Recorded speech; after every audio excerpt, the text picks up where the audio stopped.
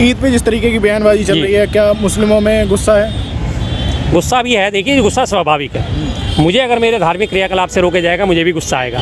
अगर मैं चाहूँ कि मैं मेरे साथ पड़ोस में मंदिर में जाना है और मुझे कोई रोकने की कोशिश करेगा तो मुझे गुस्सा आएगा, और उनका गुस्सा स्वाभाविक है, जायज़ है। भाई इतने भी असहिष्णु मत बनो, इतने भी असहनशील मत बनो कि तुम 1-2 घंटे की नमाज ना सहन कर सको।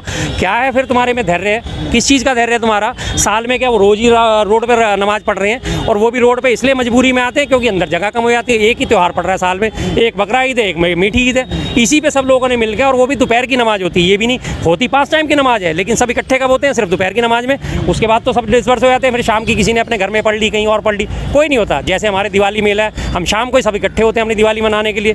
दशहरे पे शाम को पुतले जलाए होते हैं तो पूरा मेला लगता है ना, तब भी तो रोड जाम हो रहे होते हैं। यहीं जब आज खड़े लाल किला मैदान के पास खड़े हैं, इसी में 3-3 रामलीला चलेंगी।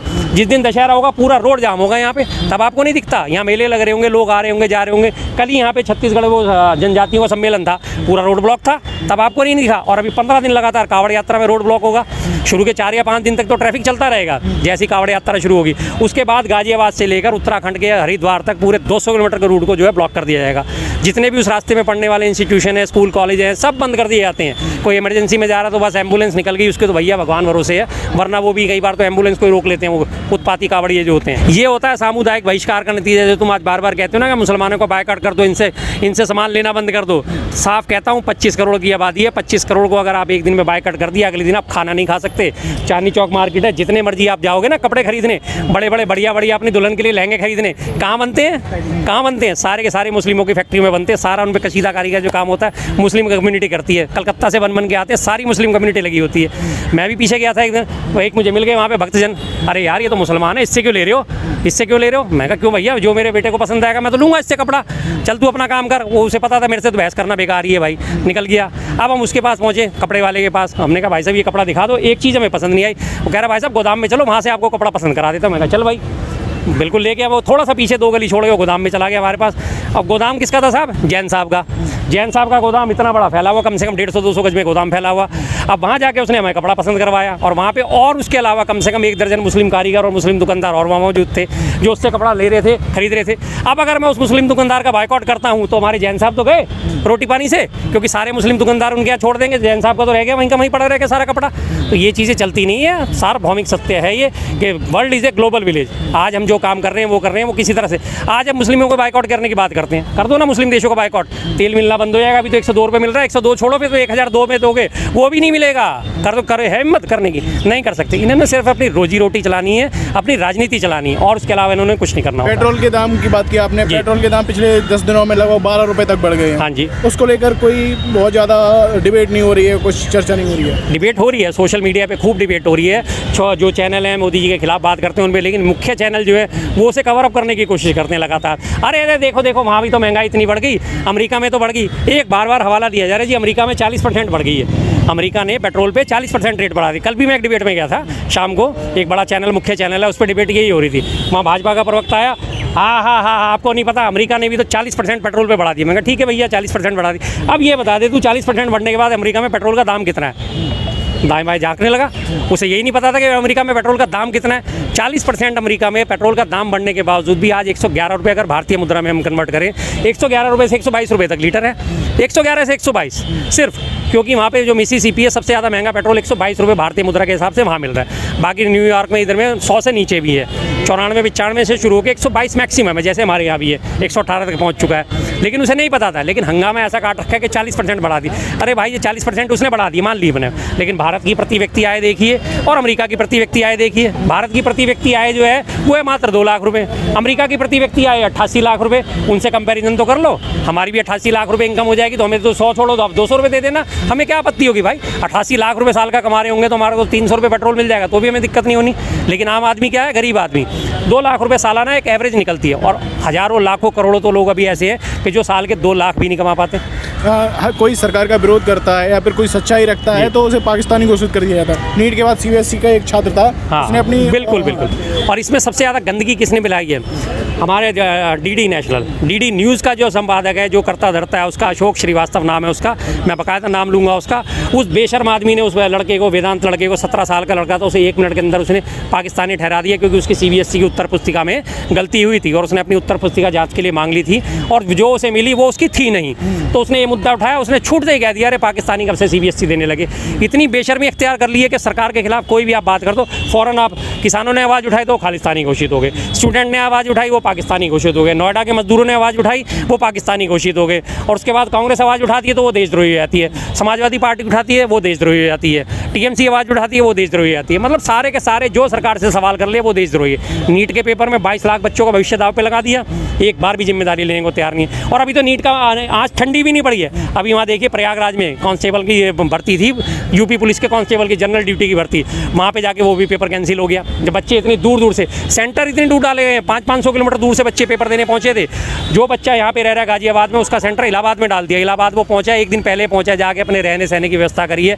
सुबह जब सेंटर पर पेपर देने पहुँचता है पता चलता है पेपर कैंसिल कर दिया गया। तो क्या बीचेगी बच्चों पर, लेकिन जिम्मेदारी लेने को कोई तैयार नहीं है। शर्मा जी, एक सोशल मीडिया पे एक और इशू छिड़ा हुआ है इस समय, आपने देखा होगा जेएनजी का मुद्दा काफ़ी ज़्यादा, सुप्रीम कोर्ट के जज ने युवाओं को कॉकरोच कहा था जी। उसके बाद सोशल मीडिया पे कॉकरोच जनता पार्टी बनी और वो अभी तक बहुत ज़्यादा चर्चा हो रही है, उसे कैसे देखते हैं इसे? देखिए, जो जेएनजी है हमारे यहाँ की, उसमें जो इतना आक्रोश उबल रहा है ये उसकी परिणति है। वो लोग अपने आप जुड़े हैं, किसी के कहने पे नहीं जुड़े, किसी बड़े नेता ने आह्वान नहीं करा, किसी ने कुछ नहीं कहा उनके बारे में। जैसी सीजेआई साहब ने हमारे उनके ऊपर टिप्पणी करी है तो कॉकरोच हैं, तो परजीवी हैं, लगातार जो उनमें गुस्सा उबल रहा था वो गुस्सा उबल के सबके सामने आ गया और उसे एक प्लेटफॉर्म मिल गया कांग्रेस जनता पार्टी का।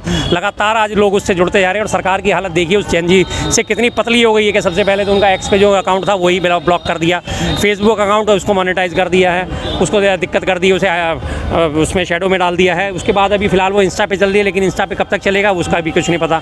आज या कल परसों में कभी भी हो सकता है आपको देखने को मिले कि इंस्टा से भी वो पेज डिलीट कर दिया गया, क्योंकि इस सरकार को सहन ही नहीं होता कि कोई इसकी खिलाफत करे।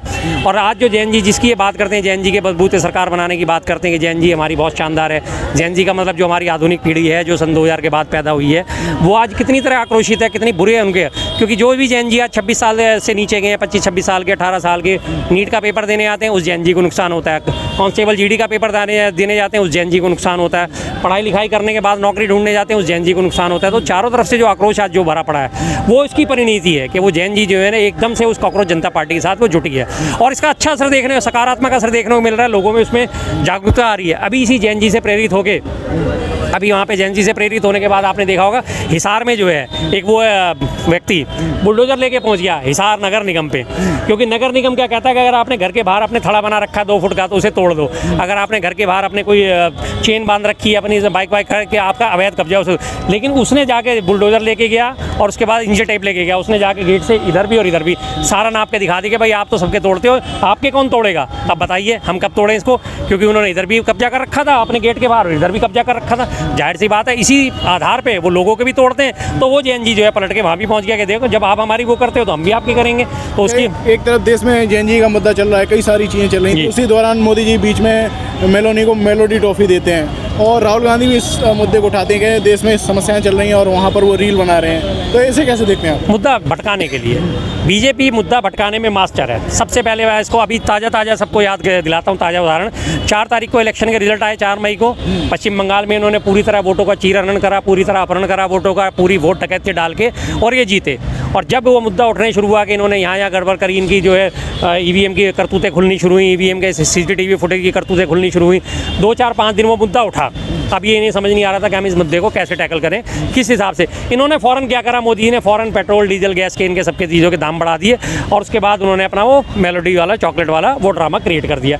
कोई ज़रूरत थी उस चीज़ की, लेकिन तमाम हमारा जो देश का मुख्य मीडिया है, जो मुख्य धारा का मीडिया है, जिसे हम गोदी मीडिया कहते हैं, वो सारा का सारा इस चर्चा में लग गया और हम भी सीधे से उस चर्चा में लग गए ध्यान भटकाने लिए। अब जैसे ही वो मुद्दा कमज़ोर पड़ा उसके बाद जो नीट का पेपर क्लियर होता, नीट पेपर जो है था लीक होते ही लगातार उसके लिए आवाज़ उठनी शुरू की। धर्मेंद्र प्रधान इस्तीफा दो, इस्तीफा दो, उसको डाइवर्ट करने के लिए फ़ौरन उन्होंने फिर से पेट्रोल के दाम 3 रुपये और बढ़ा दिए। अब नीट को छोड़ के फिर लोग पेट्रोल पे डाइवर्ट हो गए। अब 2-4 दिन पेट्रोल की बात करते रहेंगे, तो पेट्रोल के लिए जब आक्रोश उबलना शुरू हुआ तो उठा के अब ये हिंदू मुस्लिम का मुद्दा लिया है। और ये इनका मुद्दा हमेशा कामयाब करता ही है कि आने वाली ईद पे तुम्हें नमाज नहीं पढ़ने दी जाएगी।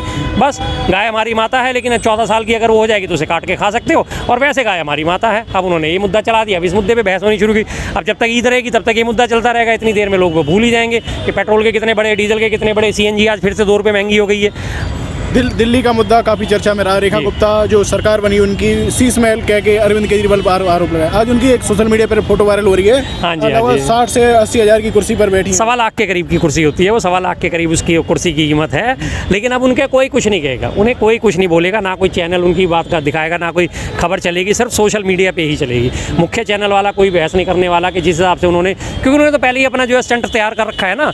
मंडे जो है मेट्रो, मंडे आज भी फिर वो मेट्रो से आई है, बस से आई है, तो उन्होंने कहा तो वो चलाएगा सारे चैनल वाले। वो ये नहीं दिखाएगा कि जिस बात की, जिस अय्याशी की बात करके, जिनके शब्दों में कहा जाता है कि अय्याशी करी इस पार्टी ने, शीश महल बनाया, उसी शीश महल के एवज में आज उनका 15 जो है 2 बंगलों को, एक उधर जहाँ पे मुख्यमंत्री निवास है उसके साथ साथ के 2 बंगले थे, उन दोनों बंगलों को तोड़ के एक बंगला बनाया जा रहा है, और वो उनका जो तैयार करा जा रहा है। और 1.25 लाख की कुर्सी से आपने उसका नज़ारा तो देख ही लिया।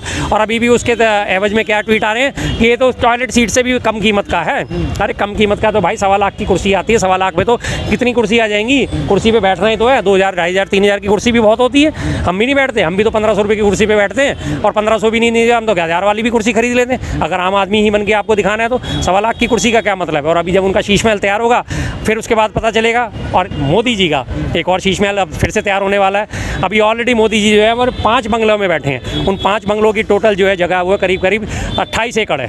5 बंगले एक साथ लगातार, बहुत बड़े बड़े बंगले, पूरा का पूरा उन्होंने, और उसके साथ में एक जिमखाना क्लब बना हुआ है। अब उसे खाली कराने की कवायद शुरू हो गई है। वहाँ पे मोदी जी का कोई नया कॉम्प्लेक्स बनेगा, उनके लिए कुछ वो तैयार करी जा रही है। इनकी अपनी जो है वो तो कोई नहीं है, पर उपदेश कुशल बहुत तेरे। तुम सोना मत खरीदो लेकिन मैं तो जा रहा हूँ, तुम विदेश मत जाओ लेकिन मैं विदेश जा रहा हूँ, तुम बर्बादी मत करना पेट्रोल डीजल की, लेकिन मैं 200 गाड़ियाँ निकाल के अपना जो है रोड शो करूँगा। आम आदमी पार्टी के कई सांसद जो है बीजेपी में गए थे। हरभजन सिंह का कहना है, जो क्रिकेटर रहे हैं, वो भी आम आदमी पार्टी के सांसद थे। वो कह रहे हैं कि रुपए लिए थे इन्होंने तब टिकट दी थी। बिल्कुल बिल्कुल, तो इसका मतलब हरभजन सिंह जी ये भी तो बता दो कितने दिए थे, रुपए लिए थे, टिकट दी थी, आपको राज्यसभा का सांसद बनाया, तो बताओ ना फिर आपने कितने रुपए की रिश्वत देकर टिकट खरीदा था, ये भी तो बताओ फिर जनता को।